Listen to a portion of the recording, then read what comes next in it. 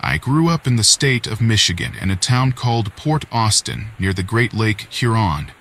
It's a small town with not too much to do besides peruse the mom-and-pop shops or head to the diner in the center of town to check out some cool classic cars at the show it held once a week. Whenever I could, I chose to escape the mundanity and go to my father's cabin in the neighboring city of Grindstone. It was a small country town with nothing much but woods and farmland perfect for hunting and fishing. At the time, I was 14 years old, and I went up for the weekend with my older brother, a Marine straight out of Iraq, returning home that same weekend for a short hunting trip. My brother was tough as nails, and he wasn't afraid of anything, but that day, I would see a side of him I wouldn't soon forget. We took the ATV and headed out to a cornfield with an abandoned farmhouse. The cornfield opens up to a clearing, and beyond that is dense woods. To set the scene, we had been hunting pheasants. We entered from the opposite side that is a smaller, lighter, woodsy area, but has a trail where we parked the ATV that leads out to the cornfield. We headed out fairly late, about 4 p.m. after fishing earlier that day, and hadn't had that much luck, so we were deciding to head back around 7 at night. We were inside the abandoned farmhouse. While I was exploring, my brother sat down on an old chair for a cigarette and called me over to the front to check something out. His face was pale and choked the words, "Look over there." I saw what seemed to be a huge wolf about 300 yards in the clearing ahead of us, standing on its hind legs. The thing was massive and covered in thick black fur. I couldn't really see how tall it actually was from this distance, but its front legs looked huge and muscular, with an oddly shaped torso and long, slender hind legs. My brother told me to grab one of the shotguns, and when it heard him, it turned and looked exactly at us, seeming to be leering slightly. It then took a few strides on its hind legs, then went down on all fours and darted into the cornfield in the direction of our four-wheeler. It was starting to get dark now, the sky red, purple, and orange. We decided to enter the cornfield from the farthest end that thing went into. I was on flashlight duty while he walked ahead of me with his shotgun, and the entire time, I felt like I was being watched, and I swear I heard nearby rustling and low growls or snarls when we would stop. Eventually, what was a 10-minute walk seemed to take an hour, and we made it to the trail where the ATV was parked. I started to calm down now that I could see my surroundings a little better, and that's when I heard the iconic horror movie cliché of a branch or twig snapping underfoot, followed by rustling in the cornfield behind us. I shone the flashlight on a patch of stalks where I thought I heard the movement, and sure enough, I saw a pair of yellow reflective eyes about 6 feet off the ground through a crack in the corn stalks. Behind me, my brother yelled, "Fuck off!" Then, it let out a loud, eerie howl that sounded like it was right in my ear. My brother fired once, hitting the top of the stalk, and told me to hightail it to the ATV and get it started. I started it, and when I felt him jump on the back after me, I punched the throttle and floored it to the access road and onto the main road that cuts through town. I looked behind me once and saw a huge black mass start across the road quickly from out of the cornfield into the darkness of the woods. We headed back to our house in town that night and didn't return until about 12 noon the next day to collect our things from the cabin, still unnerved. I had always heard of rumors of the Michigan Dogman, but I always thought it was just an old wives' tale like the boogeyman that my dad told me to scare me straight as a child, or just some state urban legend like the skunk ape of Florida or chupacabra. To this day, my brother and I talk about it over some beers, but it was definitely a scary experience for the both of us. I still go hunting in those parts to this day, but haven't seen anything since, and I hope that I don't see it again. Some nights at my grandma's house, I feel a sudden urge to explore the ruins of the house in the grove. I surely will have to do it when I inherit the land, but honestly, I'm a little afraid of what I might find out there.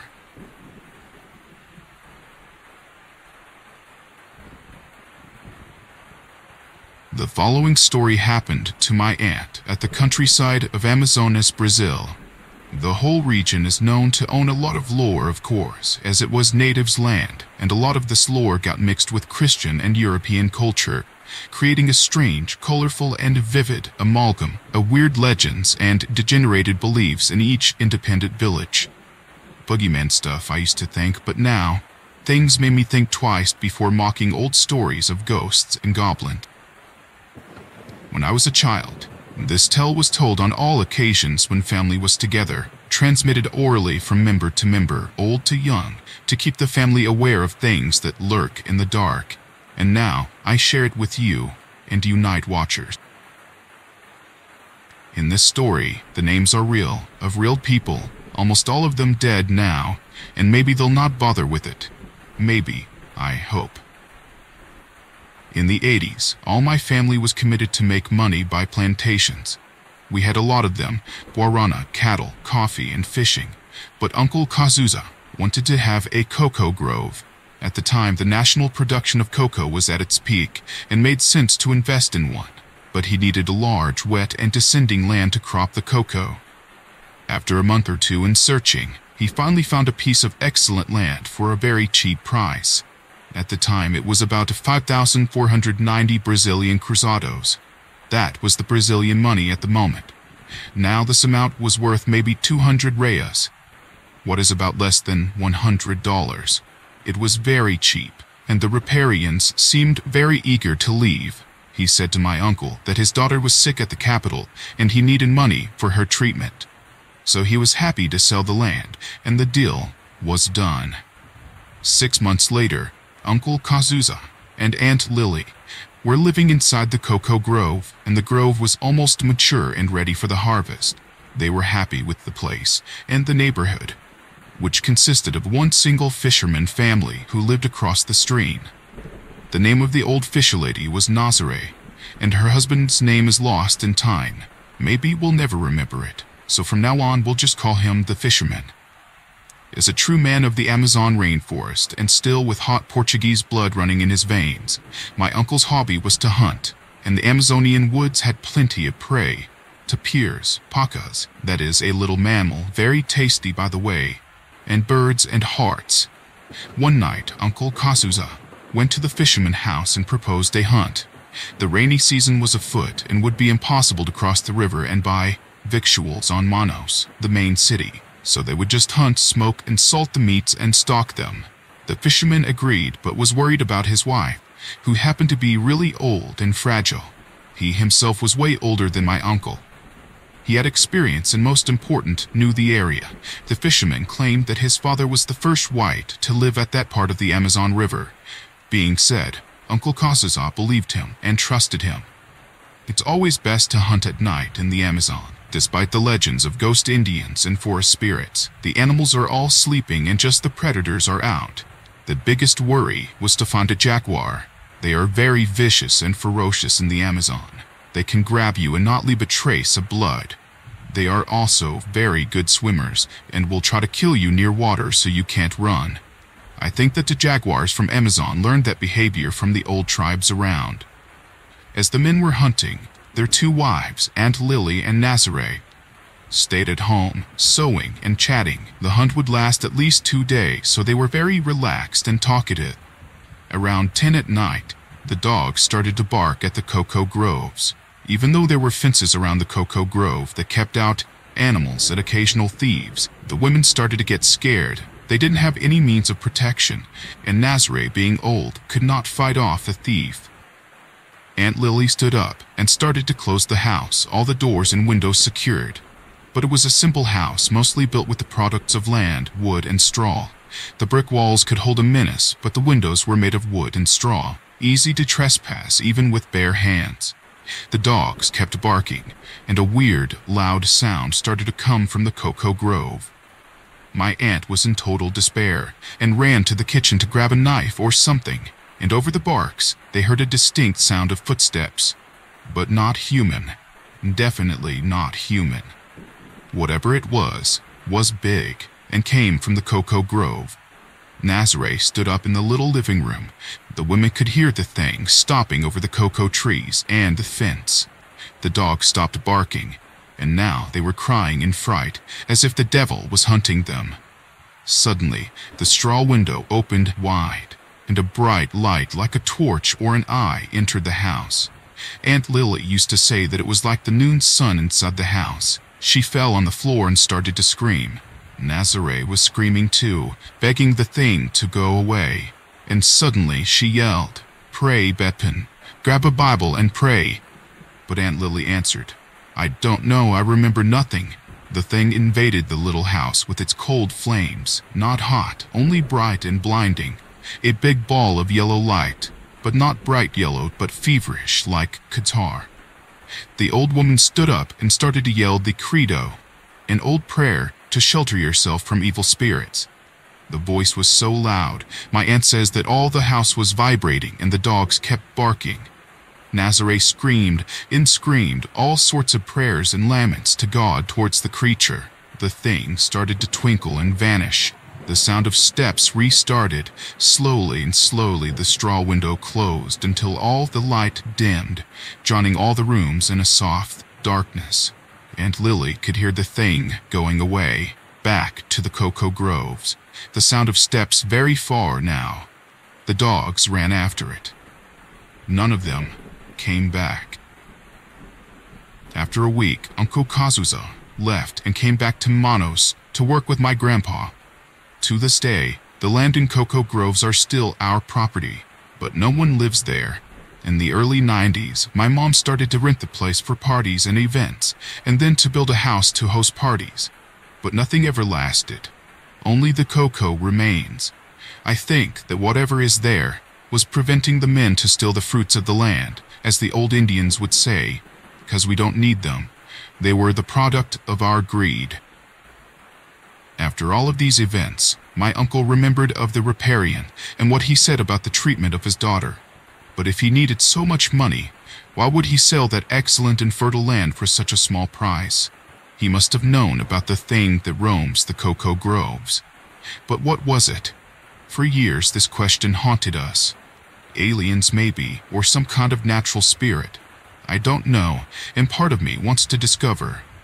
Sometimes when I'm going to the countryside, I pass in front of the wet, descending land.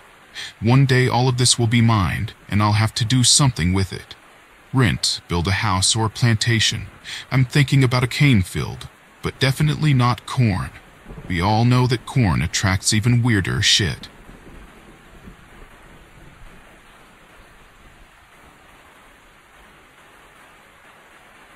Ever since this event, I've been pretty paranoid. I don't like my feet to be uncovered in bed, and I hate going barefoot. In fact, I can't seem to stop thinking about something grabbing or biting my ankles when they're exposed. Maybe I feel that I'm most vulnerable there physically, that I can't run fast enough from something that might chase after me.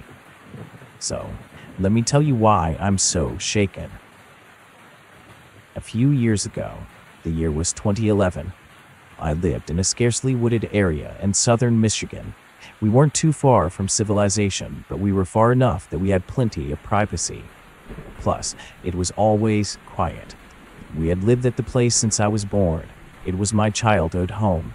All my memories come from that small house. I didn't mind the dilapidated wood or creepy nights. My siblings and I had a lot of fun playing hide and seek, tag, or simply pretending to fight off trolls and dragons. A nerd in training, I'm sure.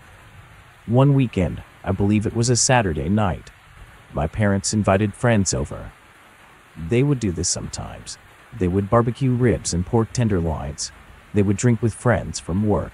It was fun. It never really got too wild. But it always meant that none of us were getting much sleep that night. They were loud, and I was too much of a light sleeper, so I could have either stayed in bed and tried to go to sleep, or stay up with them. I decided I would take my two little brothers out to the nearby woods for a game of hide and seek. Now, these woods are very thin, and we had grown up in them. We didn't think it was too spooky or strange to be running around and playing hide and seek in the woods at dark. I decided to be it. I loved hiding and seeking, but those other two always threw a fit when either of them had to seek first. I didn't mind. I nestled my arms and head into a tree and started counting out loud. The sound of my parents' gathering still audible in the distance. I could hear those two running around, trying to decide where to go. Eventually, their footsteps faded away and they found their places. After 30 anxious seconds, I turned to the darkness of the forest and scanned my surroundings. My heart sank. I guess I hadn't realized it while my eyes were closed. But I was alone now, in the dark, in the middle of the woods. Or maybe I was just getting a little spooked because my parents' noise had died down a bit. I swallowed hard, determined to find my brothers as soon as possible. We might just have to cut this game short. The first spot to check that came to my mind was the old shack about 5 minutes out. I knew that's where one of them had to be. The shack had always been off limits, and making it off limits seemed to make them think it was the best possible spot to hide in. I was hesitant to walk further away from the house, but the sooner I found those boys, the sooner we could go home. After a few minutes of walking, I came upon the old shack. It was run down and decades old.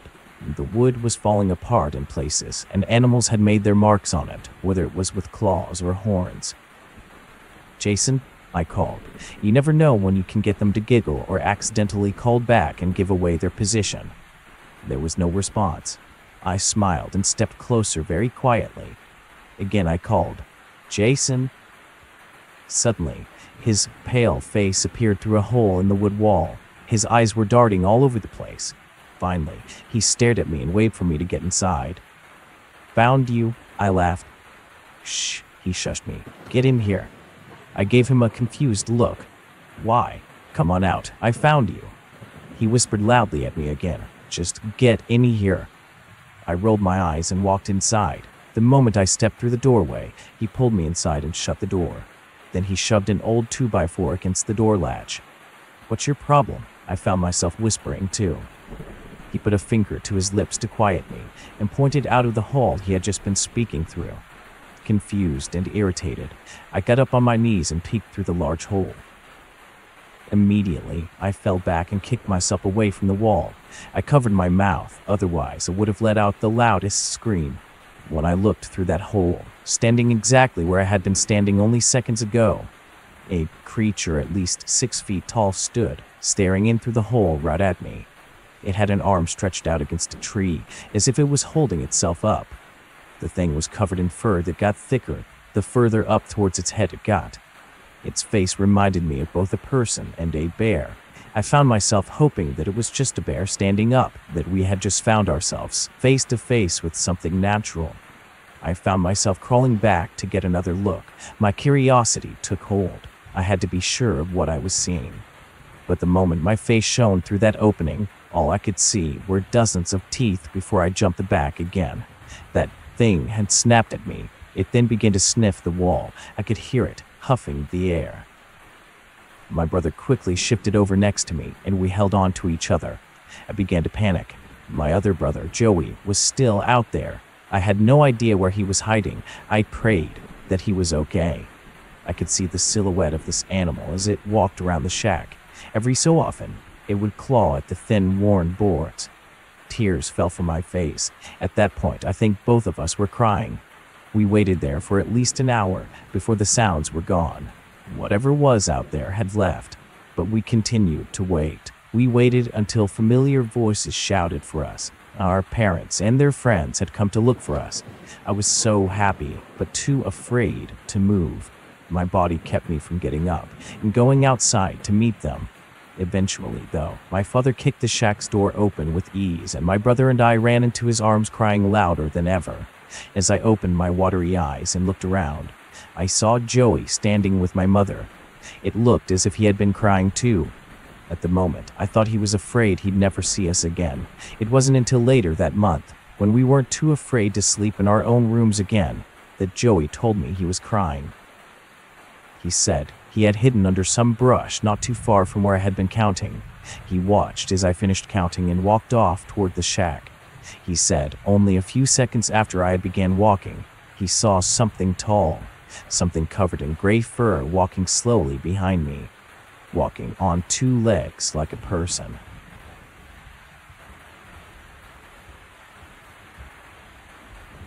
As I am writing this, I am 14 and living with my family in Massachusetts. About 70 feet behind my house, there was a smaller cranberry bog. and further behind it is at least half a mile of more cranberry bogs. To the right of the large sets of cranberry bogs there are woods, and throughout these woods are trails just wide enough for a bike to pass through. The first event here involves the smaller cranberry bog. It was the summer of 2013, and at the time the grass was quite tall in the bog. I do not remember the exact day, but I do know it was late in August, as this happened around my birthday. That night I had went swimming in my pool after the sun had went completely down. After about 5 minutes, I began feeling uneasy, as if something was watching me.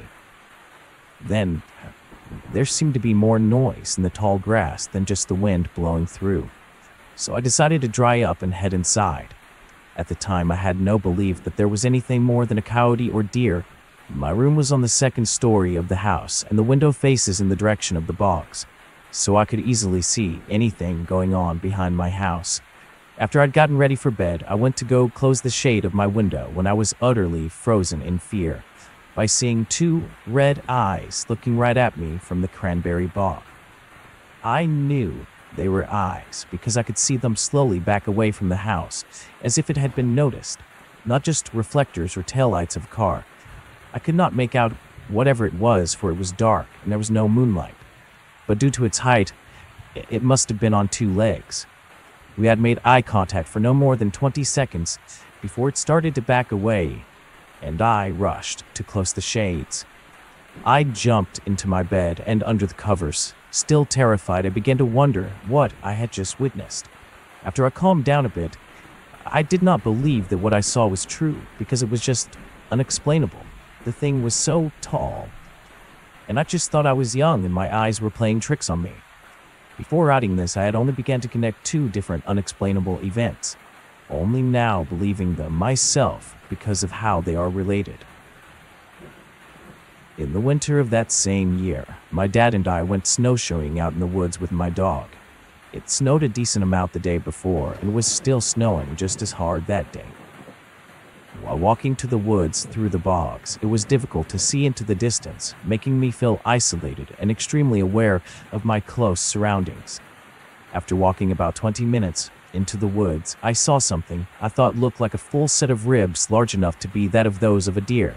I began to think we had walked right into something's hunting ground, still thinking it was a wolf or coyote, not something strange.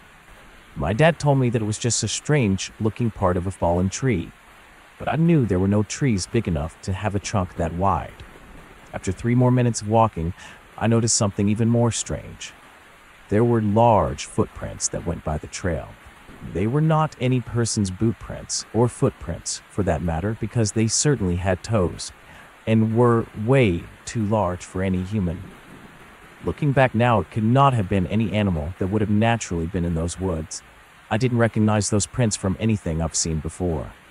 We walked for 10 more minutes. All the while, I was begging Dad to start and head back because I was tired, and I didn't like the idea of snowshoeing through a predator's hunting ground. Again, not suspecting anything more than a wolf or coyote. When I began to think of that first memory, I started to see that the creature with red eyes could be the same creature that left the set of ribs behind, as well as those strange footprints. So I began to believe I truly had seen those red eyes that summer night. Another incident that could be related to that same creature is that my neighbor's house also has the small cranberry bog behind their house.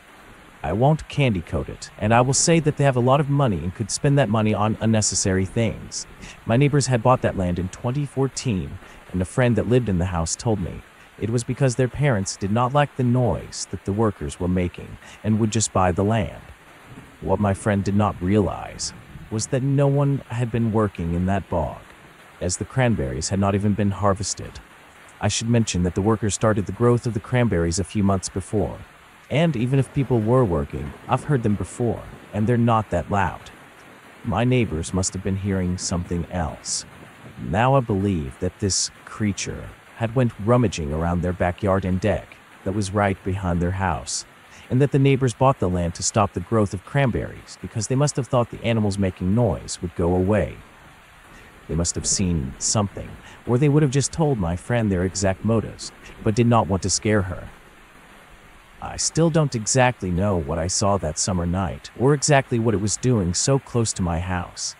But I do know it was something not many people have witnessed, and few were unlucky enough to see it in the light of day.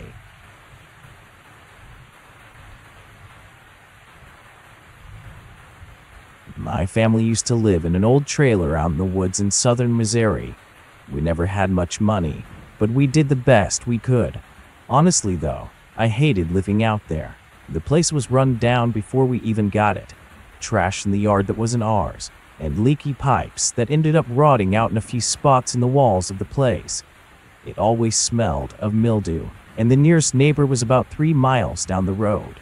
So I guess the only good part about the place was how quiet it was. Don't get me wrong, I am very grateful to my parents. They did the best they could with the money they made. Even after the struggling finances and shoddy living situation, my family had the most miserable time at that trailer. And I believe it was because of the goat man. Now hear me out. So many different events occurred that both terrified and traumatized my family that seemed to have no explanation. But after reading so much about this goat man on the internet, despite how unbelievable it sounds, I believe I may have found the answer to what haunted us so many years ago. The following experiences happened from 1991 to 1995. In 91, I was 11 years old. At the time, we had just moved in. Unemptied boxes littered the place, and a feeling of excitement and anxiety were shared amongst my parents and me.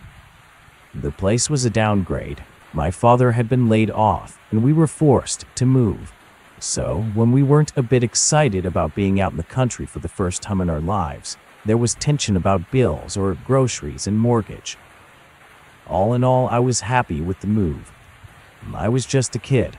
If there were trees to climb, I was fine, and the woods around the place were abundant with trees ripe for the climbing. I do remember the day we were assigned a chore list. I thought for sure it was one of those things they tried to enforce that never really held up, like no more fast food or no more soda or no more staying up past 10. With that assumption, I was completely wrong. One of my new chores was simply taking out the trash to a makeshift wire bin about 20 yards from the house. Easy peasy, right? Well, I've always been a bit of a procrastinator. What I should have done during the day, I ended up doing just before bed. I don't think most people understand just how dark it gets out there away from the city, especially during a new moon. Good luck seeing just a few inches in front of your face.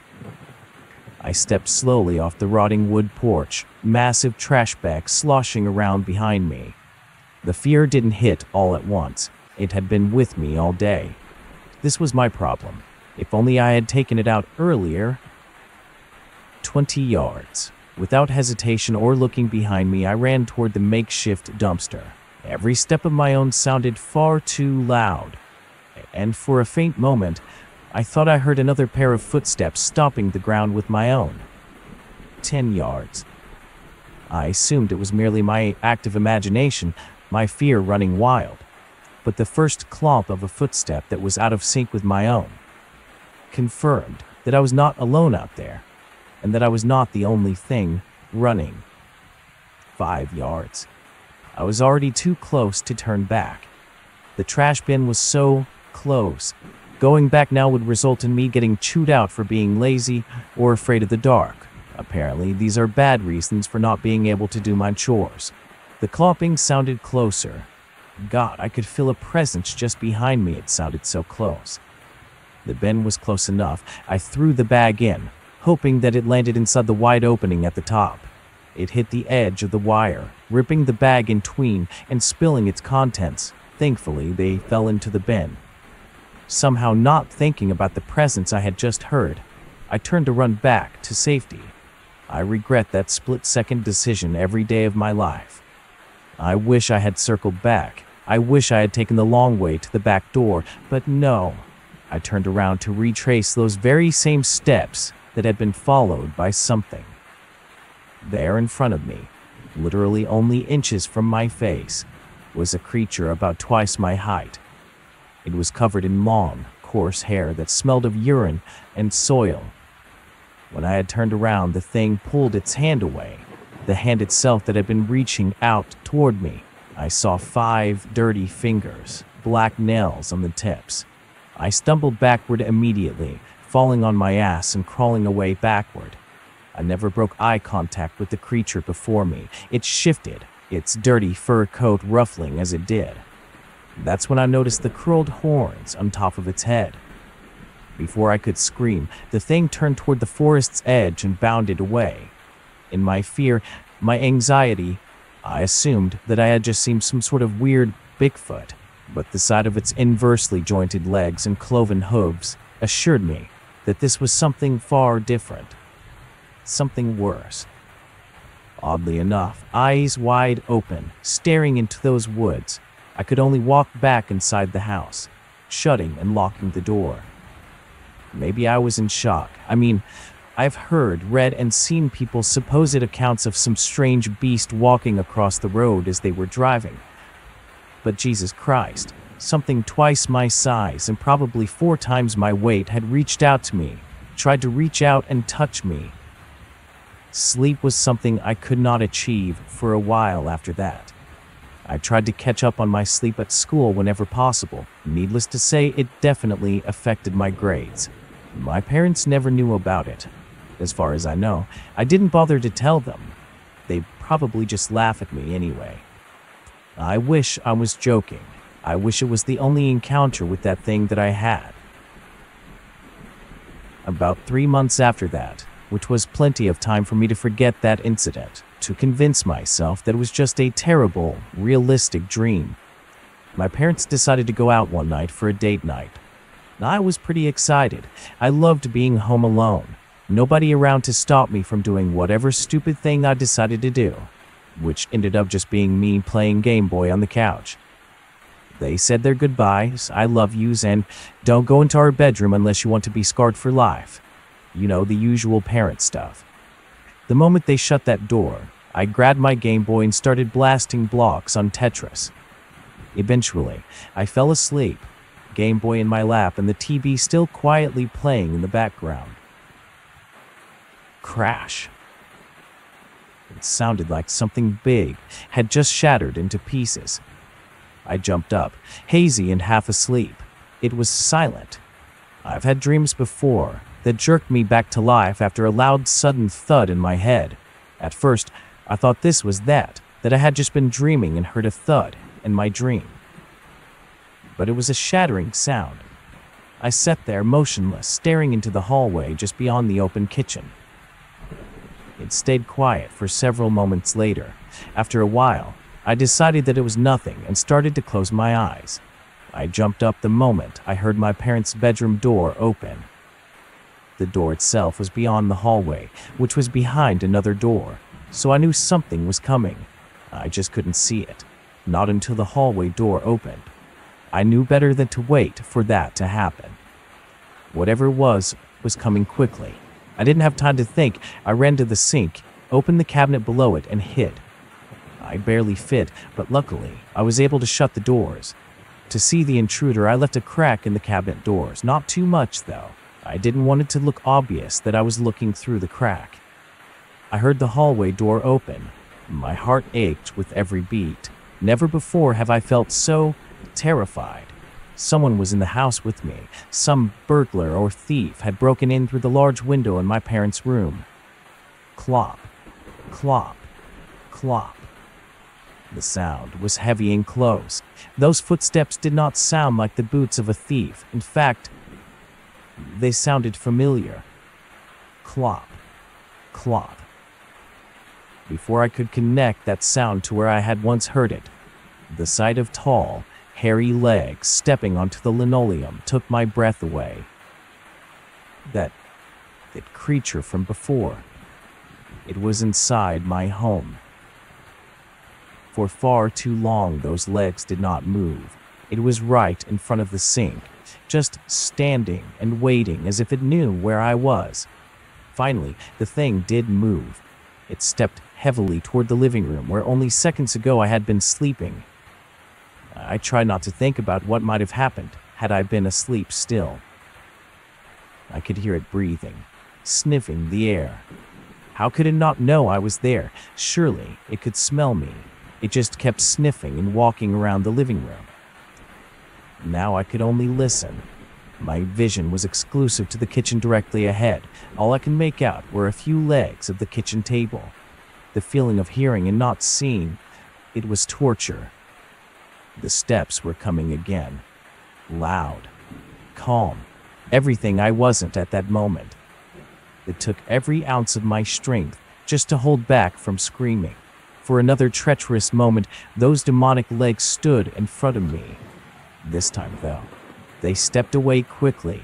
Soon those heavy steps faded away. I had no idea if that thing was out of the house, but I had to do something. I crawled out from under the sink and raced toward the hallway. I reached to close the door, and the moment I did, that thing's face, horns and all, emerged from the darkness of the room across the way. Slamming the door shut, I grabbed the kitchen chair next to me and lodged it under the doorknob. It didn't hold like they show in the movies. The moment that creature hit the door from the other side, the chair slid forward until friction finally worked its magic. Through the small gap in the partially open door, I could see nothing but the darkness of my parents' open bedroom. Suddenly, all was calm, quiet. Yet, I was more scared than before.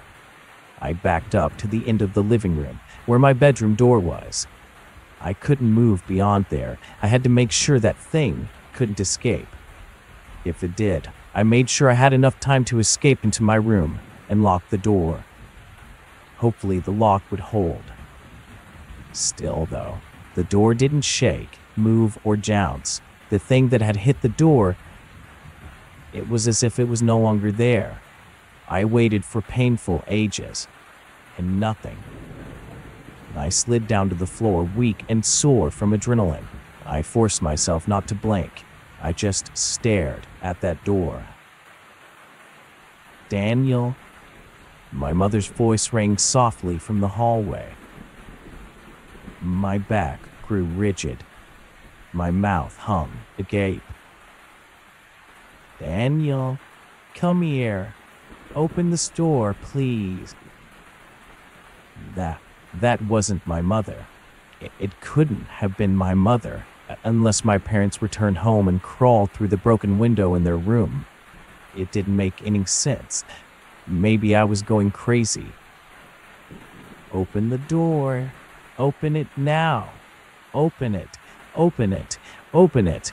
Daniel, open it now." The voice grew louder and louder, becoming a low, rumbling shout rather than the sweet, melodic voice of my mother. "Daniel." Another voice like the one before came from the front door. "Get the door, hun. We got a little too many leftovers." It was my parents. I stood quickly, both thankful and afraid that my parents had finally come home. The moment I took a step toward the front door, I felt the floor tremble with impossibly heavy footsteps as the thing in the hallway ran back toward my parents' room. I ran to the door and opened it. There, my mother and father stood with several doggy bags over each arm. "Oh, thank goodness. Now take one of these." Before she could finish, I was behind them, pushing them into the house. Once inside, I locked the door and reinforced the hallway door with another chair, like it would help. "What are you doing?" my father asked, placing the doggy bags on the table. He loved his Italian food.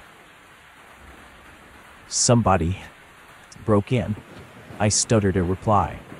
I could tell by the look on his face that he didn't believe me. That is, until he really looked at me. I was shaking, staring off into the distance, barely able to stand. He suddenly got very serious. He grabbed the rifle from the gun rack in the living room, and then he moved the chairs from the hallway door. My mother held on to me as we both stood quietly, knowing how tense the situation was. Well, they didn't truly know. They didn't really understand. Even when my father found long, coarse hair on the broken glass of their bedroom window. They didn't know that there was no burglar, no thief, no thug. Something had broken into the house to get to me. Years passed. I became a high schooler, Girls became more interesting than Game Boys. Sooner than I ever thought, those traumatic events with that nightmarish creature disappeared from my mind. Maybe I was suppressing them to keep myself sane. Maybe I just honestly believed that that was the last of it. God, I was naive. My mother died 40 years young in 1995. She was a great mother, a happy woman, but a terrible eater. Heart disease was a terrible beast, especially for a short, chubby woman who refused to change her ways. My father and I continued to live. It was a quiet life. We ate healthier and we respected one another. The circumstances of my life made me stern and mature, a 16-year-old acting like a middle-aged man. Our only disagreements came when my father went to church. He'd go every Wednesday and Sunday, and he'd do everything in his power to try to convince me to go. I'd say no. I had my reasons not to believe in God. The God of the Christian Bible, that is. He didn't like it, but quietly he accepted my decision. It was a Sunday afternoon. He was getting ready to leave for the afternoon service. You know, it'd make you happier believing in something. He would always tell me. He had said that same thing that Sunday evening. Yeah, I know, I replied, trying not to sound rude.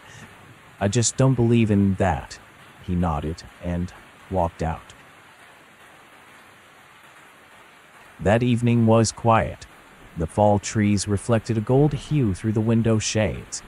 It was nice and made the homework I was catching up on much easier to focus on. About an hour or two after my dad left, there was a banging on the door. I smiled. Dad, you forget your key again? The knocking continued. I got up, rolling my eyes. I'm coming, Dad. You gotta stop taking the key off your ring. Daniel, come here. Open the door, please. It was my mother's voice, spoken the same as I had heard it so long ago. I stumbled backward, choking on air that I simply couldn't catch. Daniel, open it, open it, open it, open it, now. That dread from years ago flooded me deeper than before. This fucking thing, using my mother's voice to get to me. Disgusting. And my father was still out there. He could come home at any second. Go away, I screamed at the door, but the knocking grew louder and more rapid. Get the fuck out of here. Stop it. Without realizing, I stood up and ran at the door. I have no idea what I was thinking, what I was expecting. I guess the idea of my mother's sweet voice being a most terrifying, sinister noise. It got to me, because as I grabbed and began to turn the doorknob, I could feel the regret welling up inside me. Why did I turn that knob? In an instant, I opened the door. My heart seemed to stop, and a blinding light filled my gaze. Son? I flinched from the light and fell onto my knees. Are you okay? My father shut the car door, the headlights flicking off. He ran toward me, the memory of that night so many days ago fresh in his eyes. He had seen me like that once before. He picked me up and set me on the couch. He locked all the doors and grabbed his gun. I tried to fight that catatonic state. My heart beat wildly, slow, then fast, hard, then subtle. My father spoke again. Pack your things. I managed to look over at him. I know there was no burglar here that night. He wiped the sweat from his brow and swallowed hard before continuing. You weren't the only one who saw it.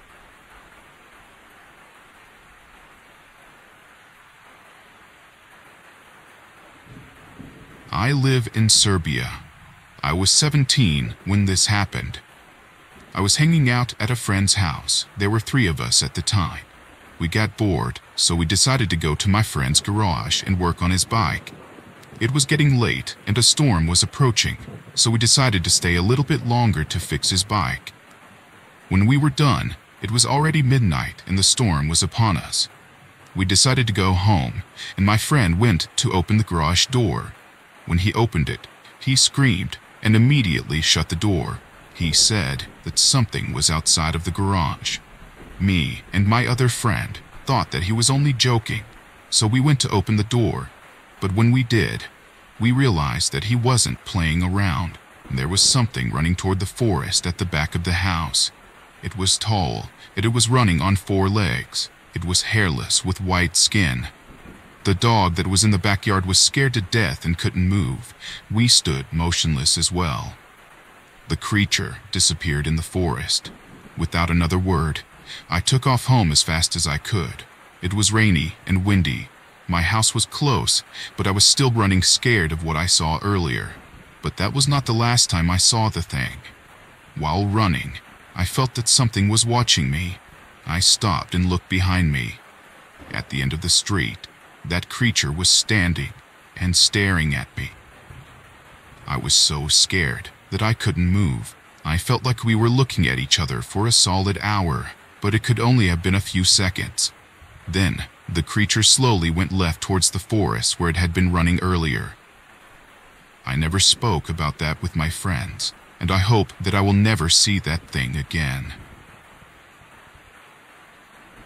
Number 28. Strange Creature Stalking Me, by John. I was about 19 at the time, and I had heard several stories of wild dogs and other weird incidents around my town in southern New York, but I've never really took any of them seriously. At the time, I would walk a few miles at night on back roads, because it was rather peaceful, which on one of those nights I met my girlfriend at the time. One night I wanted to visit her at her house. It was around 11 at night, and my girlfriend told me of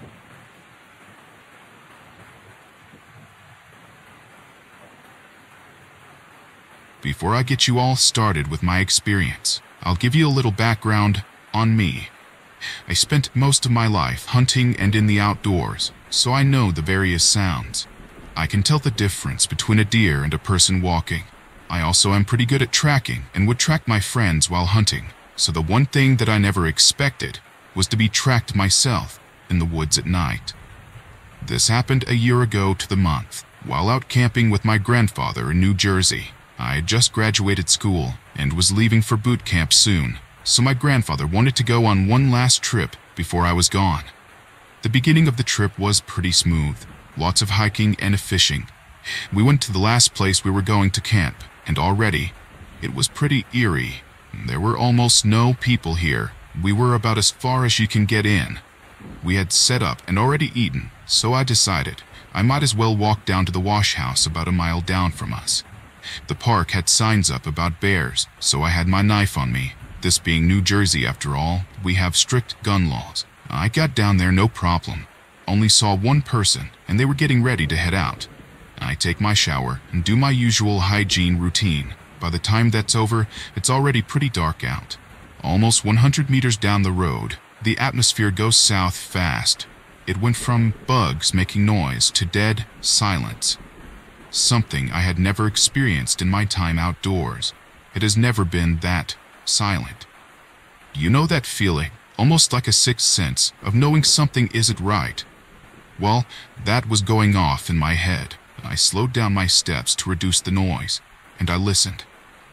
About 20 yards to my right, something was parallel to me, walking. My first thought was probably a bird hopping in the leaves, but every time I stopped, it would stop as well. Listening closely, I could hear it better, and I could get a better idea of the thing. I could tell that it had enough size to snap branches, and also that it was on 2 feet. I was carrying a large hunting knife as my only protection, and I know that wouldn't do much if it was to jump out at me. I couldn't run no matter how much I wanted to, because I knew that it would catch me. The only bet I had was to keep the same pace and keep going, ready to fight or run, and I walked the almost entire way back like this. I couldn't tell anyone because who would believe this? I barely slept that entire night, expecting to hear it come closer, to see it. I have only told this story to a couple of friends of mine, and they know that I couldn't even begin to make up a story like that. To this day, I want to go back there, yet at the same time, I never want to return. This is all I have to share, and it concludes my odd, creepy experience.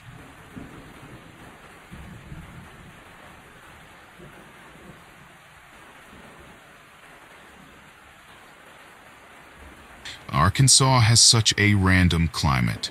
I've grown up here in southwest Arkansas, and the weather has never ceased to annoy me.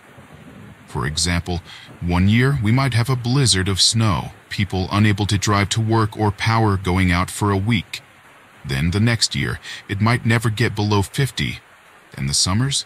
Well, sometimes they are so moderate that you forget it's not spring anymore, and other times it gets well over 100. This happened to be a very hot year. My girlfriend and I had decided that it was too freaking hot to stay at home all summer, and I had the idea of going to Lake Washita to do a bit of swimming. Sure, it wasn't very close, but my family often went there when I was still living at home. It was one of the most beautiful places I'd ever seen. Clear, cool water and forested islands throughout. So, I cashed in my vacation days, and we packed up some camping gear. I was ready for a nice, relaxing weekend. Camping would be a breeze with a homemade AC unit and an extension cord adapted to my truck's power outlets. The two of us had a lot of fun that first day. We swam in the morning, had some lunch, went fishing, then swam some more just before the sun went down. You'd just have to see the sun setting on a place like that. Just wow. The serenity didn't last long, though.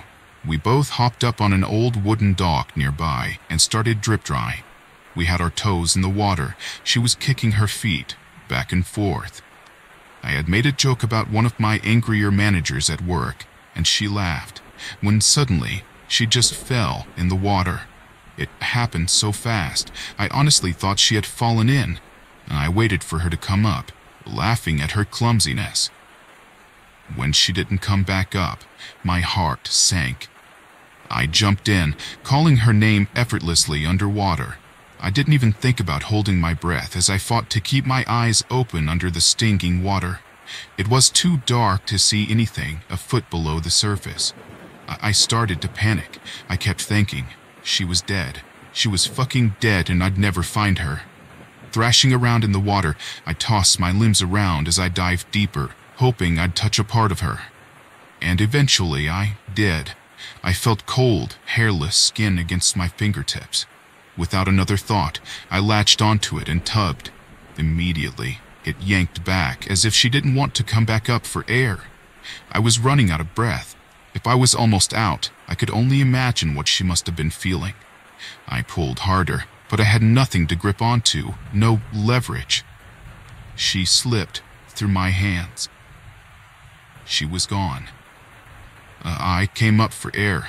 I think I was screaming at that point, but everything was so hazy. My eyes were darting around wildly. I don't know what I was looking for.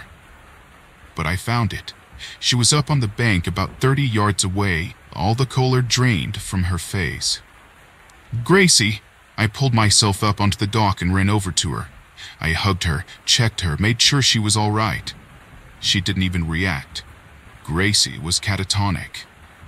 "What's wrong? What happened to you?" I didn't mean to yell. I wasn't angry. I was more scared than I've ever been.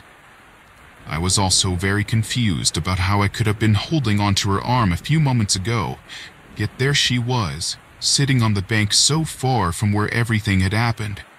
She didn't talk or move for hours. I tried to ignore it. I wanted to get her away from the water's edge, but she just kept staring into the nothingness. So I built a fire near her and set up an extra tent. It wasn't really legal to camp out of the camping areas, but I didn't give a shit at the moment. Eventually, she got up and sat next to me by the fire. She was crying. "Something pulled me under," Gracie started. I turned and stared into her eyes. They were bloodshot and shimmering with tears. "Something grabbed my leg, and it pulled me under. Then it just let go. I pulled myself up and swam to the bank. when I turned toward the dock. You were gone. What do you mean? I grabbed onto you under the water and tried to pull you up. But why did you pull away? She looked confused. Huddy, you never touched me. At this point, my heart seemed frozen. What the hell had I grabbed? The skin was so smooth and was obviously an arm or a limb. For the life of me, I thought I had latched onto Gracie. Neither of us really felt like sleeping in the tent that night. We both slept in the truck. I laid back the front seat, and Gracie sprawled out on the bucket seats in the back. Surprisingly, she was sawing logs about an hour after we locked the doors.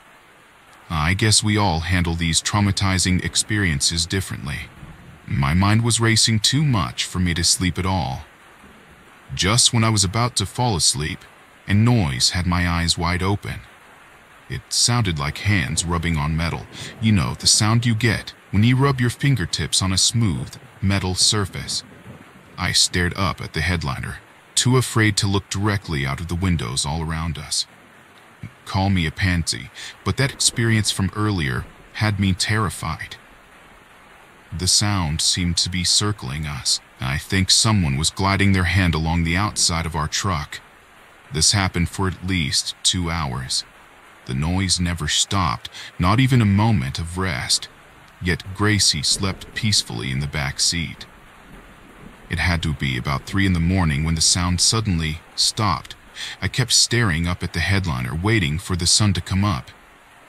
I don't know why I didn't just drive off. I couldn't even raise up in my seat out of fear of seeing something outside of my windows.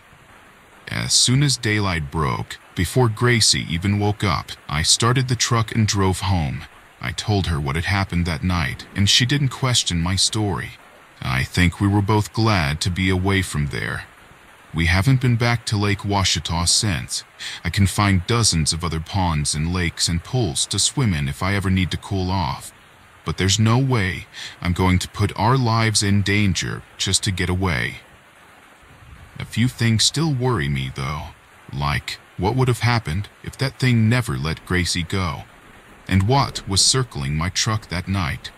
Worst of all, when we got home and finally stepped out of the truck after that long drive, I immediately checked the paint for any marks.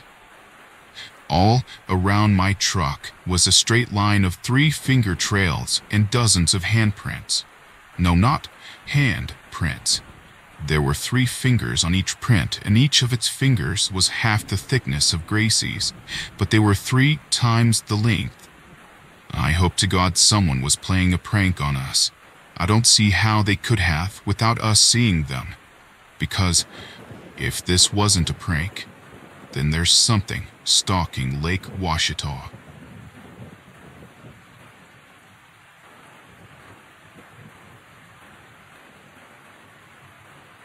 I was about 19 at the time, and I had heard several stories of wild dogs and other weird incidents around my town in southern New York, but I've never really took any of them seriously.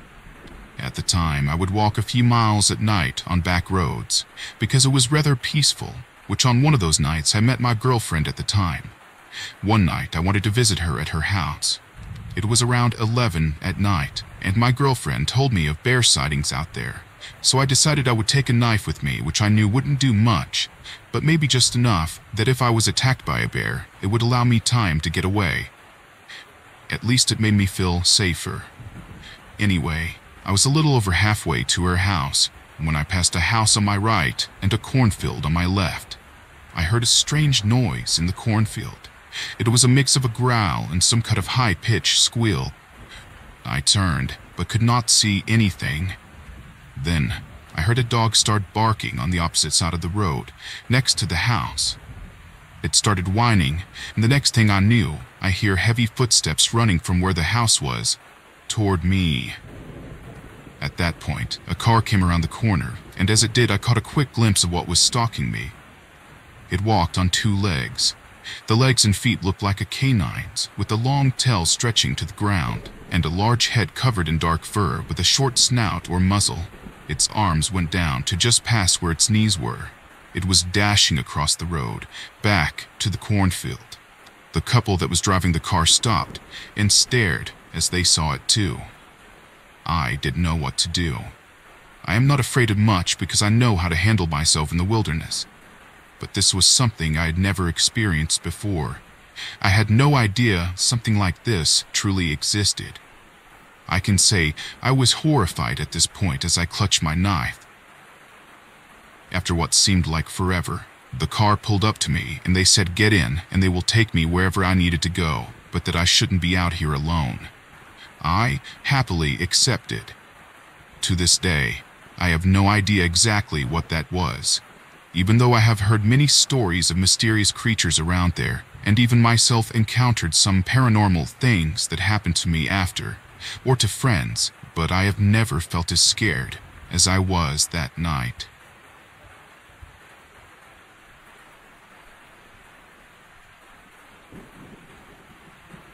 This will be short but sweet. Well, it won't be sweet at all. This memory haunts me daily.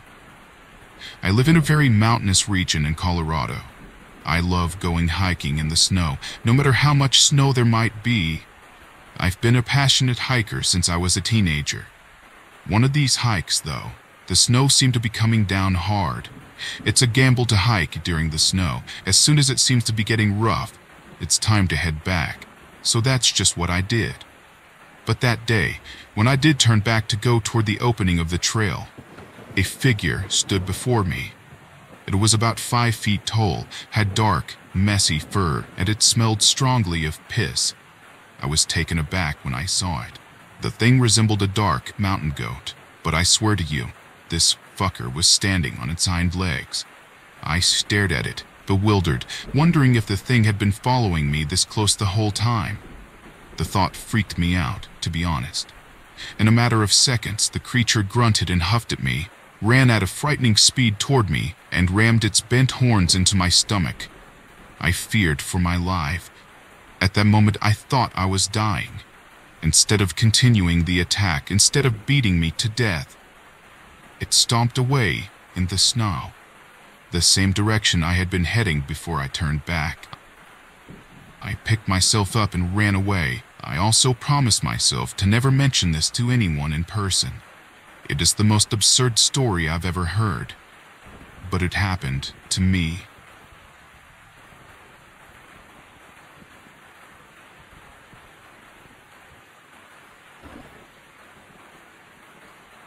The following incident took place about a year ago when I was 15.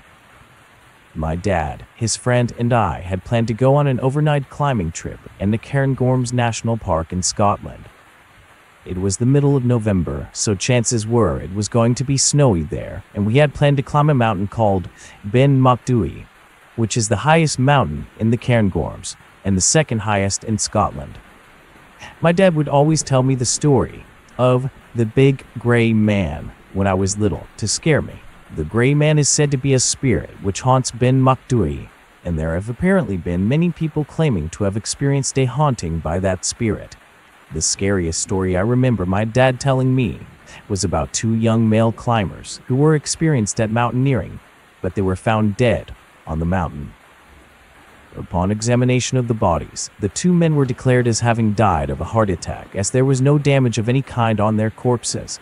No signs of frostbite, no broken bones, nothing. The doctor who examined the bodies apparently said in an interview that it was almost as if they died of fright. Being 15 and a firm skeptic on the supernatural, my opinion was at the time that it was a freak accident and there were no supernatural presences involved.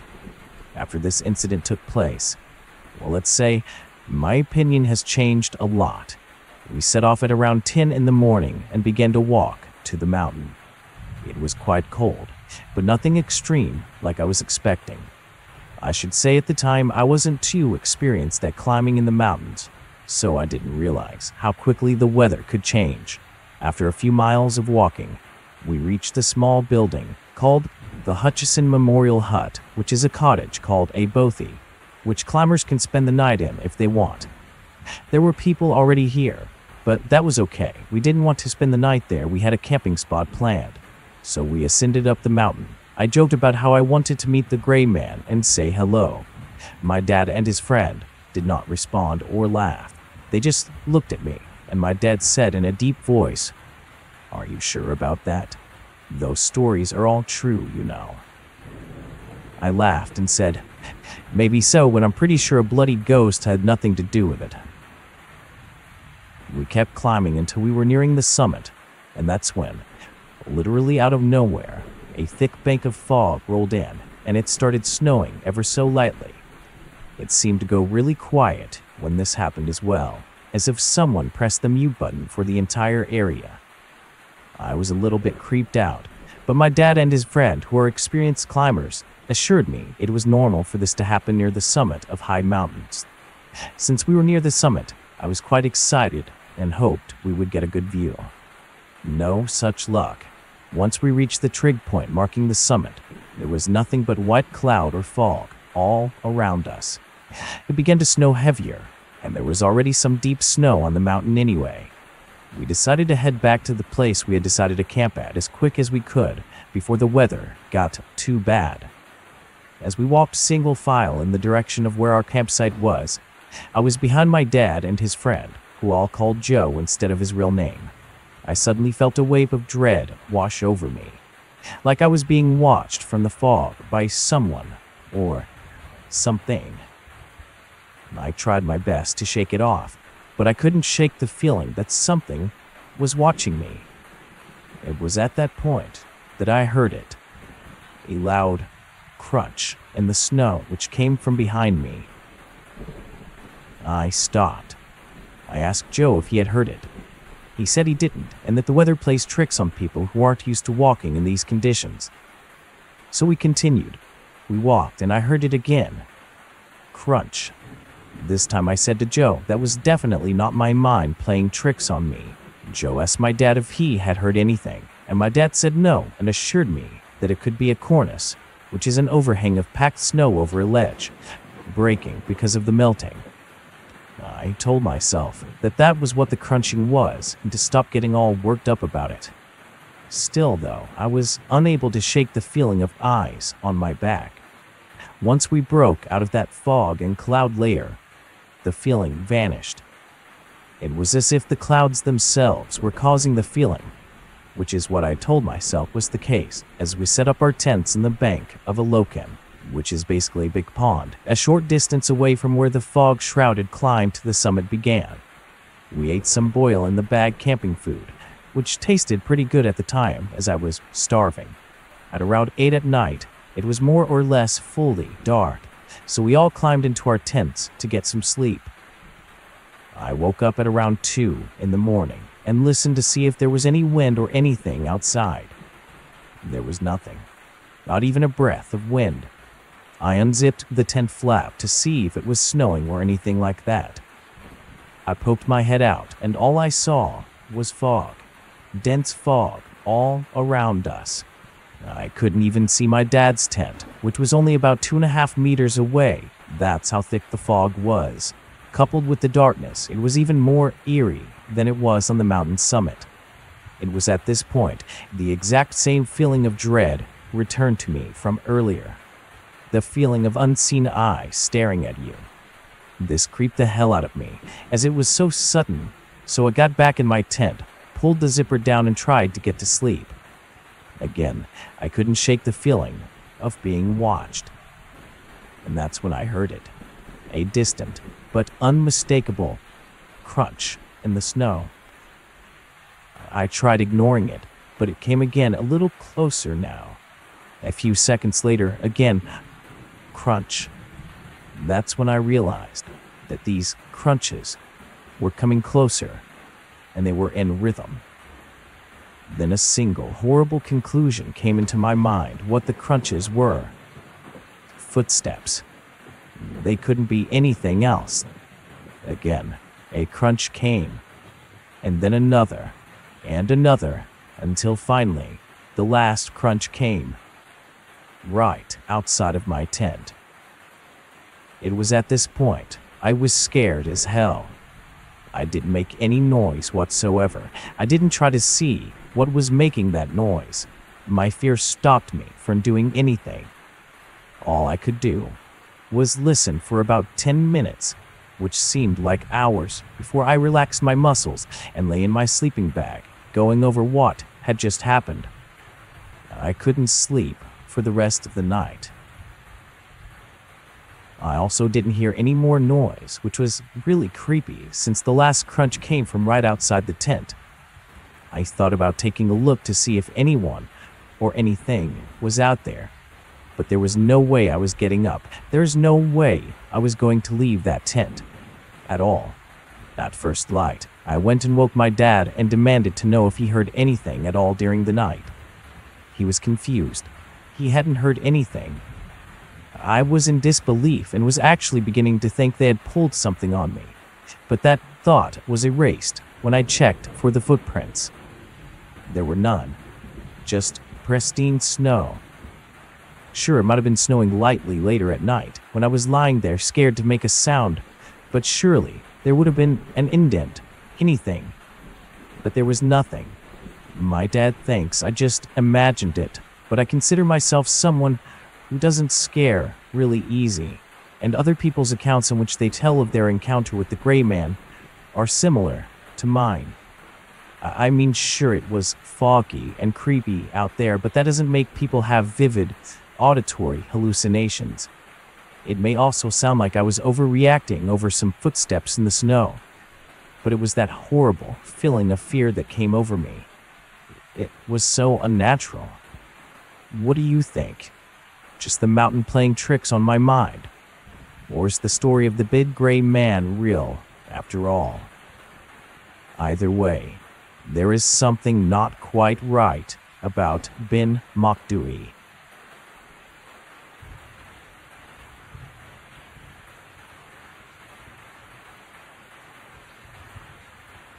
After sharing my story about the lake creature, I have decided to share my other paranormal experience that had happened in late spring of 2015.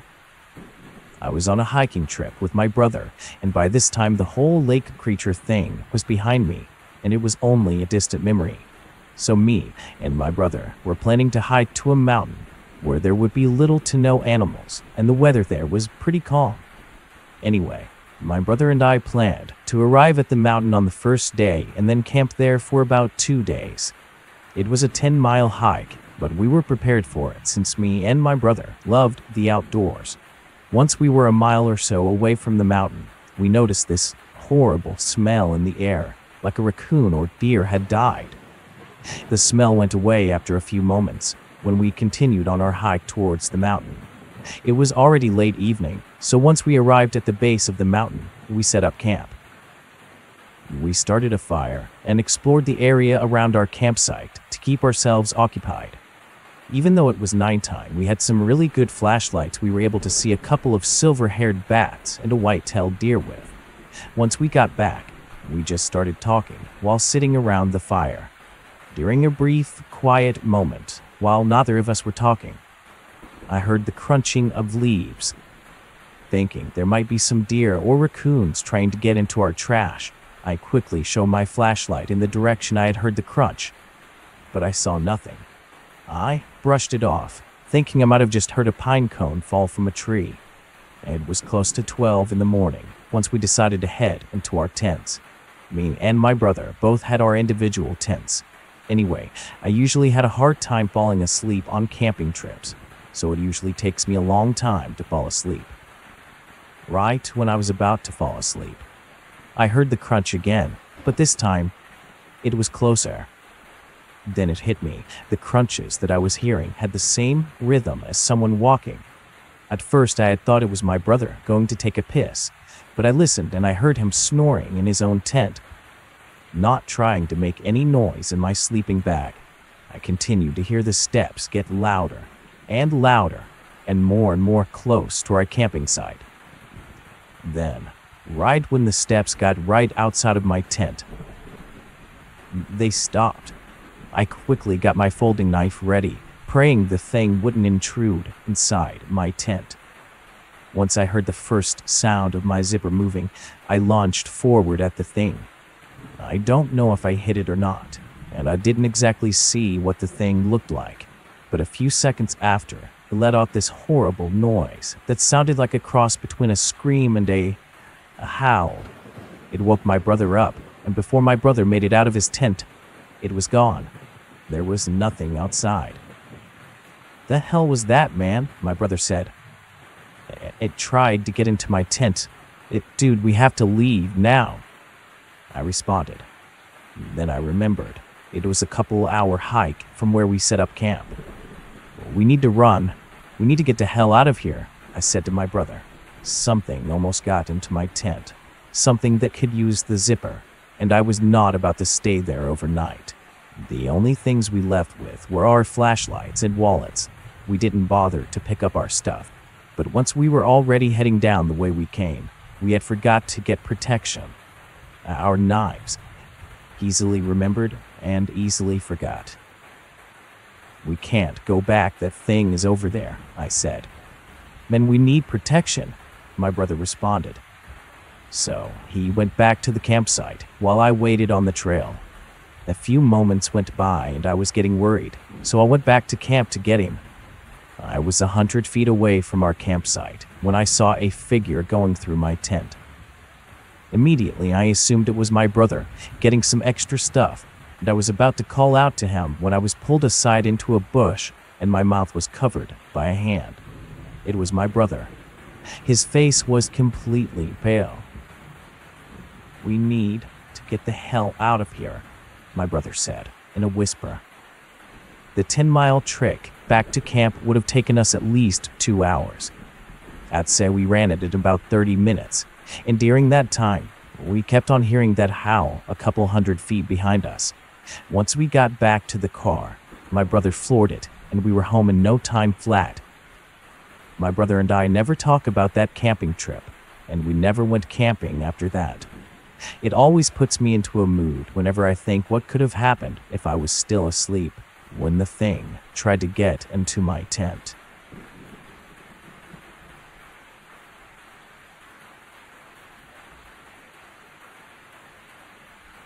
Okay, so to fully understand this story, you're going to need a bit of background. First of all, this isn't actually my story, it's my father's. He told this to me in his late age, only a few months before he passed. He couldn't stress enough how much he wanted me to know that there are some things out there that just can't be explained.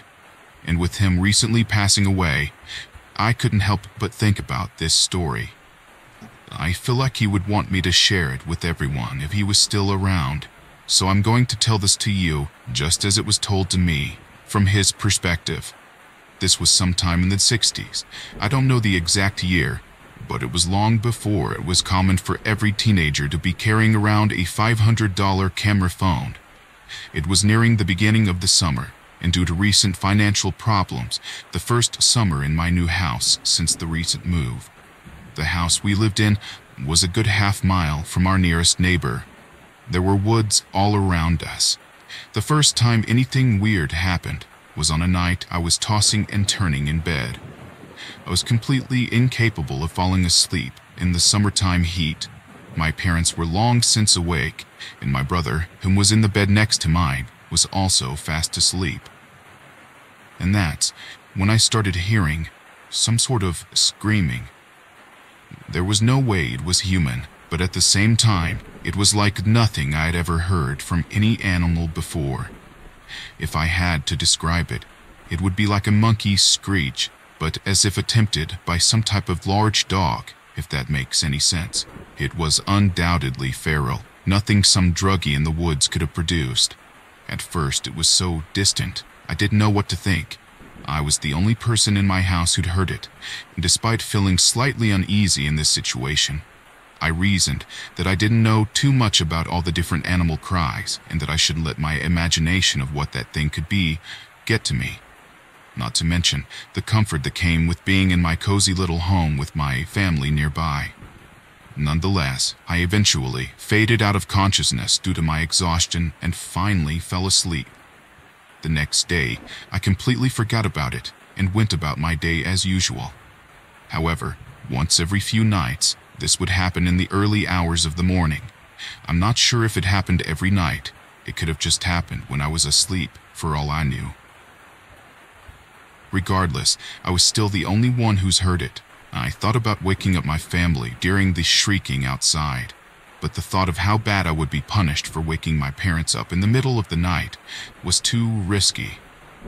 I knew they would punish me, and chances are they would just try and tell me into Fox or something like that, which at this point, it could have been, for all I knew. It all changed one night when, as expected, I heard the shrieking. This time, however, it dawned on me that I hadn't seen my cat. His name was Nappy. I hadn't seen him all day. He usually doesn't stray too far from the house, and I was worried for him because there are things out there, a little less paranormal, that will still attack him. I stealthily rolled out of bed and tiptoed out of the room. I glanced at Nappy's bed. It was empty. I walked down the stairs, far enough away at this point so they won't hear me. I searched everywhere, but to no avail. I did not find my beloved cat. It suddenly dawned on me that the shrieking was much louder than the usual distant howl. I started panicking, and then I got really angry at the thought of someone or something hurting my best friend. I put on my boots and grabbed my father's rifle.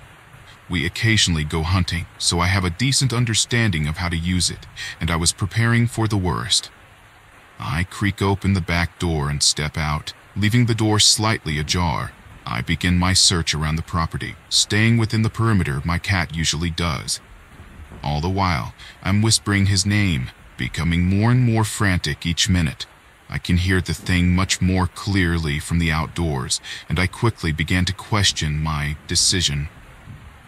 That changed when I finally found my cat. It was scared shitless and tail bushier than ever, curled up in a bowl behind a pile of wood. He sees me, and he bolts away, hissing all the while. Thankfully, he runs right back into the house. He's never hissed at me before, so that was kind of weird, but I figure it's just because he's scared of whatever the hell is out there screeching. Then I realize I'm still out here with this thing and begin to speed walk towards the door as I get increasingly paranoid. Then it happens. I hear a scream from the woods, although this time it's different. This one was unmistakably human and closer than whatever it was making the shrieking noise. I debate for a minute what to do before deciding that somebody's life could be in danger, and I quickly march towards the edge of the forest to, at the very least, try to get an idea of just what the hell is going on in those woods. I load the rifle, fearing the worst. The woods are far too thick to see anything from the edge, but I can hear what I can now tell is a female, panicking in the woods, sounding like she's trying to get away from something, accompanied by an all too familiar shriek, although this time it seems more short in a bursting pattern, like it's panting. This is the moment where I had to make a choice. I could either turn around now and try to get help, or I could face down the unknown, head on, with a rifle. I knew I would regret it forever if I didn't take this upon myself to see what was going on in those woods. Quite on the contrary, I now know that what I did next was the worst mistake I had ever made in my life. I ran into the woods at top speed, dodging trees in the direction of the commotion. It was a completely pitch-black night, no moon, and the treetops completely covered the forest from any starlight. I wasn't even looking where I was going. I felt so powerful and brave. I was just running as fast as I could until, crack, I ran headfirst into something. Panicking, I reached for the rifle before even looking up. Then, wait, what I ran into was what I assumed to be a screaming girl. She looked to be about my age. At the time, it was 15. She had curly brown hair and huge green eyes. Obviously, she was hyperventilating, and I could see the fear in her eyes. I asked her why she was screaming and where she had come from. I had so many questions, but before I could even finish asking, she grabbed my arm and said in a panicking voice, "We need to go now." I was so confused But there was no time, so I stopped resisting and let her lead me as we sprinted in the opposite direction of my house. I could hear something breathing heavy behind us, and the sound of twigs snapping, but I didn't dare turn around. My legs felt like jello, and I felt like they were going to melt underneath me, and my lungs were on fire. Regrettably, I wasn't the one to be so unfortunate to trip. I'm assuming her foot got stuck on a root or something, but I was just focused on escaping, because one moment she was in front of me, and the next moment I had to jump over her without any regard for her. Then I snapped out of it and turned around, raising the rifle. What I saw next was the most horrifying thing I had ever seen in my entire life. No more than 5 or 6 meters from me did this creature stand. What I noticed first was its eyes. They were bright yellow. This thing was very thin, yet clearly large. Up until now, it was on all fours, crouched in a sprinter's position. Then it stood up, and even though it was still hunched over, it had to have been at least 7 or 8 feet tall. It was completely hairless, and so pale it was almost pink. That's when it let out the oh-so-familiar screech. I knew that that was what I had been hearing throughout the past couple of weeks. I was completely frozen with fear, and at this point, the girl had just freed herself and began crawling away. It grabbed her ankle and picked her up effortlessly. I snapped out of it and managed to pull the trigger. A loud explosion rang through my ears before I realized the bullet had missed. It then focused on me as I stood there in utter disbelief. I pulled back the bolt again and aimed. It dropped the girl and started walking towards me. I aimed the barrel right at the abomination's face and pulled the trigger for the second time. This time, it connected. It then proceeded to let out the most deafening and ear-splitting screech I've ever heard. The creature turned and blindly ran into a tree, shaking the whole thing and leaving a giant mark at the base. It turned again and sprinted at an unbelievable speed into the dense forest. My whole body was shaking so much I could hardly breathe. I turned around to face the girl, but she was already back to running. I tried to call out, "Wait!" but to no avail.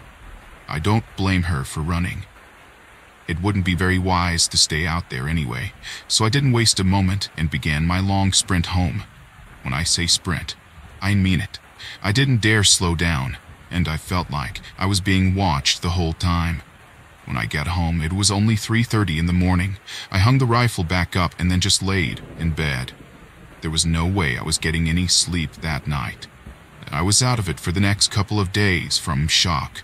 I never did find out what happened to that girl, as we moved halfway across the country at the first job opportunity my father received.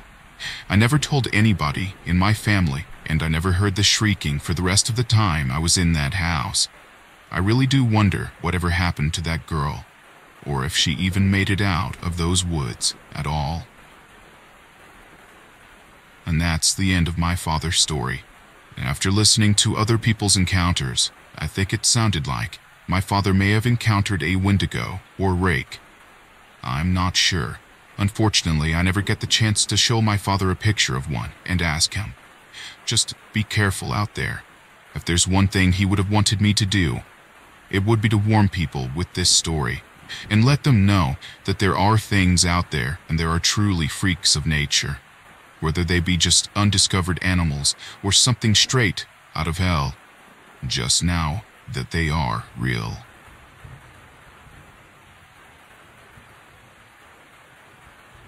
I was one of those people that always commented or replied to other people's paranormal experiences with, "That's bullcrap," or "There's no way that's real." I don't know if this experience was karma or if I was just unlucky. This moment will terrify me forever. This happened in the summer of 2013. I was living in Nebraska just before I shipped off to college in Iowa. Exciting, right? A couple of friends and I had taken up a new pastime that consisted of us walking through my neighbor's cornfields. He didn't know about it. If he did, I'm sure he would have politely asked us to stop messing around at his fields. Well, we weren't really hurting anything, just walking, talking, or sitting and looking up at the stars. It was all a good time. One of these nights, though, we finally get caught. We had been sitting dead center in one of the fields, talking about our planned majors and how required courses suck ass, when we were hit by a sudden, bright light. "You boys really shouldn't be out here." It was my neighbor. Rudy was his name. "It's way past dark. You're gonna get yourselves hurt. Or worse." He clicked the light off, and my vision slowly came back. The three of us stared at him for a moment. He didn't look pissed like we figured he would be. He looked, I don't know, worried, paranoid. There was something so off about him, it really freaked me out. I'm sorry, sir." I stood up immediately and spoke as respectfully as I could. "It's just so beautiful and quiet out here." "Yep, it is, but we aren't alone out here." The fuck did he just say? I could hear the other two stand up behind me. That's when I noticed he was carrying a gun. Now, this was Nebraska. Every farmer had a gun. So that didn't really freak us out, but it didn't make the weird situation seem any better. "You kids really need to get out of here. I've had to shoot at someone or something out here the past few nights. Whatever it was extremely tall." That was the moment I assumed he was drunk. Drunk with a gun. I nodded and apologized again, beckoning my friends to get the hell out of here ASAP. Drunk or not, that guy freaked me the hell out. What kind of animal problem did he have? Coyotes? Bears? Mountain lions? What did he mean it was tall? Still, that didn't keep us away. Call us stupid, but we went back the very next night. We didn't go back to the same exact spot, and we definitely made sure to tread softly. I didn't want Rudy to see us and scare us away again. I was going off to college in a couple of months. I really didn't have much of a regard for getting in any legal trouble. I had been accepted, and I already scheduled my classes. As long as I wasn't planning a jewel heist, I didn't think trespassing would be too bad. Besides, again, we weren't hurting anything. This time, the three of us just decided to walk. Andrew, Jacob, and I walked through the cornstalks slowly, talking about some existential stuff. Snap. We heard something crunch behind us. Now, this was even freakier than it sounds. The cornfield Rudy kept was extremely well maintained and spaced out. The only thing that could possibly snap out here would be the cornstalks themselves. That means that someone was out there with us, and it wasn't Rudy or one of us. None of us would be absent-minded enough to break the cornstalks. I've got to say, this isn't one of those moments in a story where the person hears a snap or a crunch behind them and assumes it's nothing. This had to be someone. We all turned toward the noise. Jacob whispered, "Did you hear that?" I scanned the field for the telltale silhouette of another person. It was deathly still and quiet. Someone or something was ducking below the cornstalks to hide from us. Again, it wasn't windy either. There must have been someone out there besides us that snapped that stalk. The three of us began to walk backward, vigilant in the direction of that noise. For several minutes, we didn't hear anything. That is, until the sound of something growling came from behind us. Whatever it was had circled us without us seeing or hearing it. Jesus! Andrew jumped away from the growl. We all turned. We still couldn't see anything in front of us, but that snarling sounded close. Too close. "Guys, come on. We need to get out of here." Andrew was beginning to panic, and I don't blame him. My heart was pounding in my chest. But somehow, we stood our ground, now glancing in every direction. There was no telling where the next sound would come from. "What the fuck?" Jacob shouted damn near my ear. I looked toward him, only to see his eyes wide, staring at something. I followed his gaze and saw it, too. A far too tall, pitch-black silhouette stood only a few meters ahead of us. I swear to God the thing must have been 7 feet tall. Yellow eyes opened wide and beamed at us.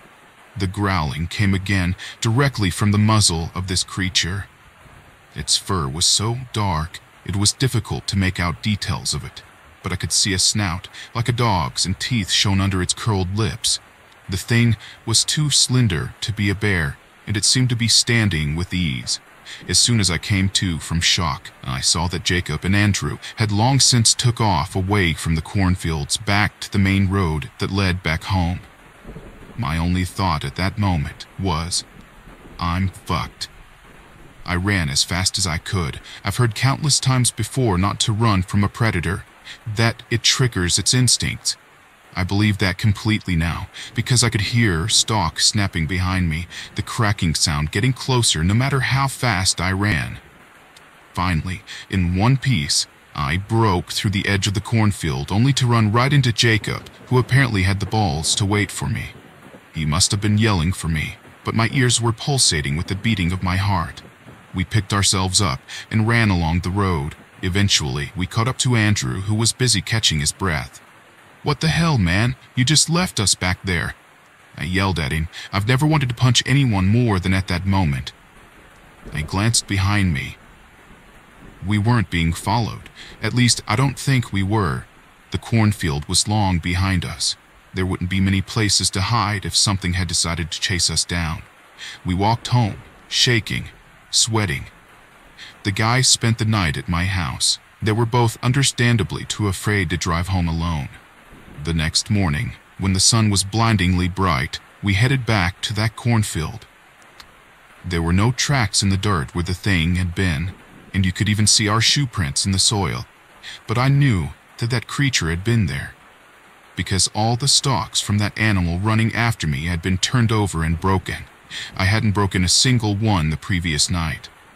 I don't know what had chased us, but I can't help but wonder what might have happened to me if my foot had been caught on one of the corn stalks. This story takes place in the early 1960s. It happened to my father and his elder sister. He was around 5 years old and she was around 13. Please bear with me. English is not my native language. At that time, my father was living with his family, his father, his mother, and his sister, in his native village in Africa on the Ivory Coast. It is a small village of around 1,500 to 2,000 people. When they were not at school, my father and my aunt accompanied their parents to the field. To explain a bit, in our country, it's not like in Europe or the US where the fields are nearby farms. Here, the fields are located far from the villages, sometimes 5 to 10 kilometers in dense forest. So, every morning except Sunday, the villagers walk 2 to 3 hours through the rainforest to reach the fields, work, and around 4 in the afternoon, they make their way back, again through the forest, to return to the village before it gets dark, carrying other food or firewood. There's really no road, just narrow trails in the forest. It can be scary, but usually it is pretty safe if you stay on the trails. You can see snakes, foxes, monkeys, birds, and all kinds of animals. There used to be elephants and big cats out there, but they are long gone thanks to deforestation and poaching. Well, one day, my father and his sister accompanied their father in the field. Everything was going as it usually did. On their way back, their father carried a heavy load. He walked more slowly, so my aunt and my father had only a little bit to carry, and they walked faster and pulled ahead of him. My aunt led the way. They both walked quickly and did not speak because they were eager to get home. Suddenly, my aunt had a strange feeling of emptiness behind her.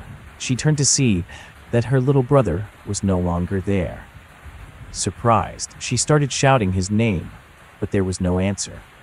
She began to panic. The forest was huge. Where could he be? She threw down her load and ran back the way they came. For several minutes, she saw nothing. Then, she spotted, several meters in front of her, on the trail, a tiny creature, about 3 feet tall, and this little creature was carrying a little boy on his back. She said that the thing was turned away from her. She stared in shock. Then she shouted loudly to the creature, "Hey, you!" Then the creature turned toward my aunt. It definitely wasn't human. And it was her brother on its back. When the creature saw her, it started running, still with her brother on its back. My aunt ran after it. The creature jumped off the trail and into the dense forest, but my aunt followed suit and jumped off the trail as well. She pursued them through the forest for several minutes. She was faster than the encumbered creature and soon caught up to it. She lunged at it, screaming, "Give me back my brother! Give him back!" She grabbed at her brother and pulled him toward her. The creature also grabbed him. Then, seeing that my aunt was clinging hard for dear life, he let go of him and fell to the ground, and the creature just vanished before her eyes. The brother was groggy and looked in a daze. My aunt took him by the hand, and they ran home as fast as they could. Once they got there, they explained to their mother and father, who had beat them home, what happened. They immediately asked how he had gotten on the back of this creature. The boy said he was walking behind his sister when the creature appeared and asked if he was tired. He nodded, and the creature told him he could climb on his back, rest, and he would carry the boy home. The sleepy boy agreed, but he only saw his father, not the creature. All that time, the boy saw himself being carried by his father, even as the sister pursued and tackled him to the ground. No one ever knew what actually happened. Only my aunt did. Sometimes there are cases of disappearances of young children who are last seen in the forest. Even when I was younger, I was always told to stay with the group and to never come to those who call us into the forest.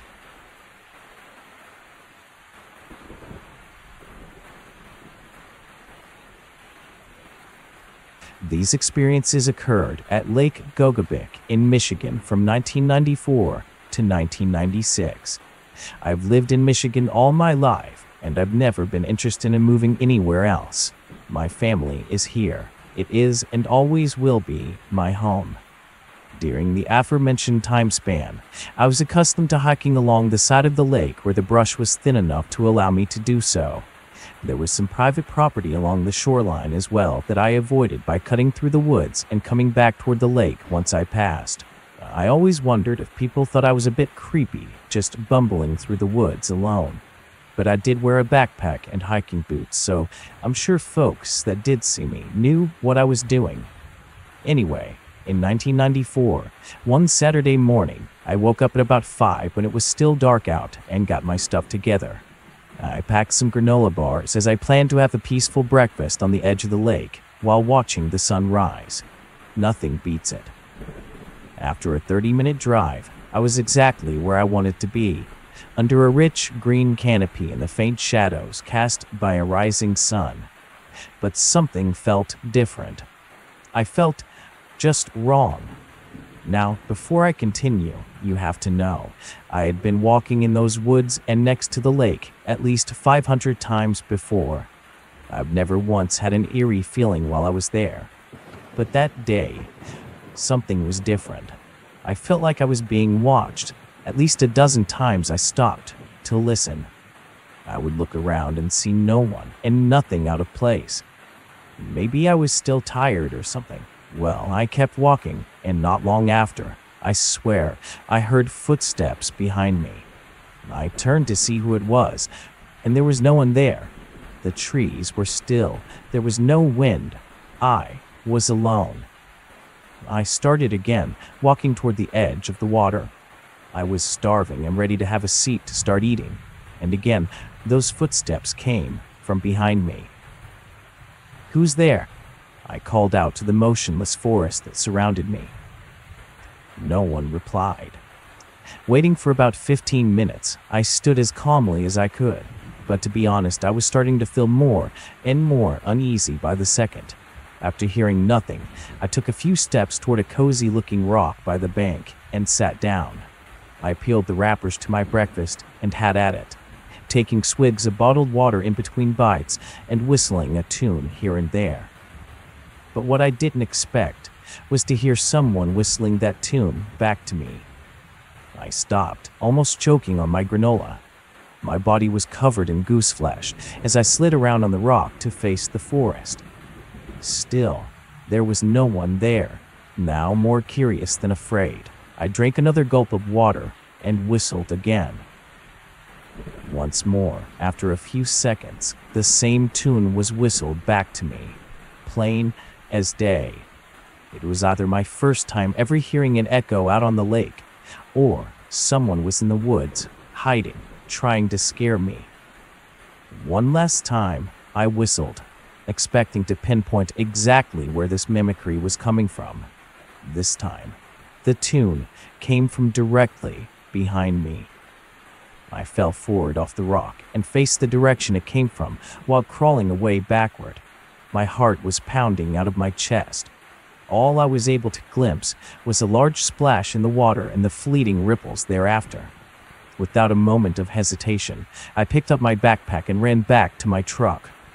I didn't set out for Gokabik again for a few months.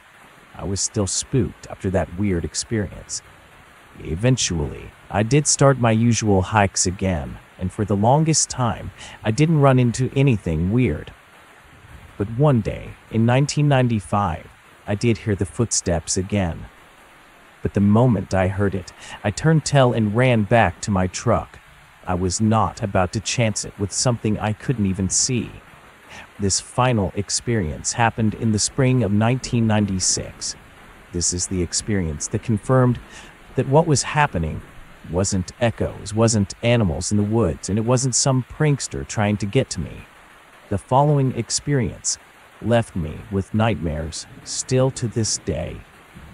I had figured that if I just avoided that side of the lake, I'd be okay. So, this time, I parked my truck on literally the opposite side of it. And that's a big deal. Gokabik is the largest natural lake in Michigan. I was literally miles away from where all that other weirdness had happened. But that day, I had brought a sketch pad and a set of colored pencils. I had gotten into sketching scenery pretty recently, and using that medium really helped me to relax and forget my problems, at least for a moment. I was being extremely quiet. It's not like I was trying to be as quiet as I could. I was just focused and still. When the footsteps came out of nowhere, those all too familiar footsteps, I looked up ever so slowly in the direction they were coming from. I expected to see nothing, as I usually did. For so long I've been hearing these footsteps, and for just as long, I have witnessed them coming from nowhere. Not today. No, this time, I saw something, and I can say for sure, this was no person. It was standing at the edge of the water, looking out over the lake. It looked hunched and thin, skin pale as a full moon, and the sight of it made my skin crawl. My heart seemed to stop. I prayed and prayed in my head, hoping the thing wouldn't see me. There was no telling how long that thing had been walking around over there, but God, even hunched, it was so tall. It stood at least 3 feet over me. I did not want to catch its attention, so I stayed put. I didn't move, and I barely breathed. For at least 30 minutes, the creature didn't move as it continued to stare at the water.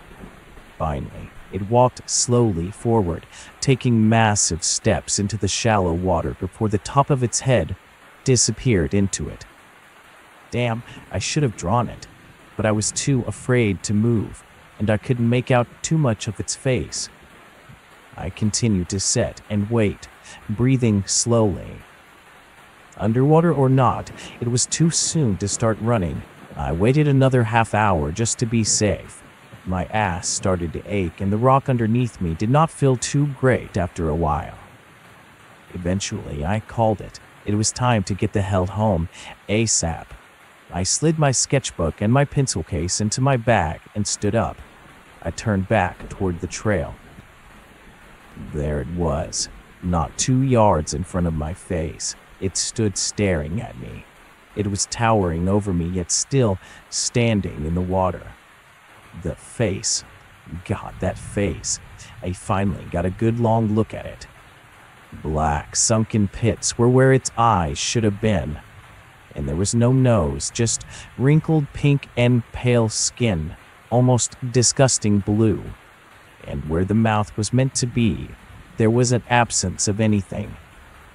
With its lacking eyes, it faced me. It stared at me. I slowly backed away, and yet its empty gaze followed me. I had no other choice. I had to run. It reached out to me with long, thin fingers that had no nails. Before they could touch me, I broke into my fastest possible sprint. I did not turn around. I did not glance over my shoulder. The moment I reached my truck, I opened the door, jumped in, and sped away. Since that day, I have not gone back to Lake Gogabik, nor do I plan to. 20 years later, I am an old man, and I'm still very much afraid of that place. I do not know what I saw. I don't think I ever will. But I have passed these stories down to my kids and my kids' kids in hopes that they will have some sort of idea what's out there. No matter how smart people think they are, we don't know much about our own planet. There are creatures that elude us. Believe me, I came face to face with one.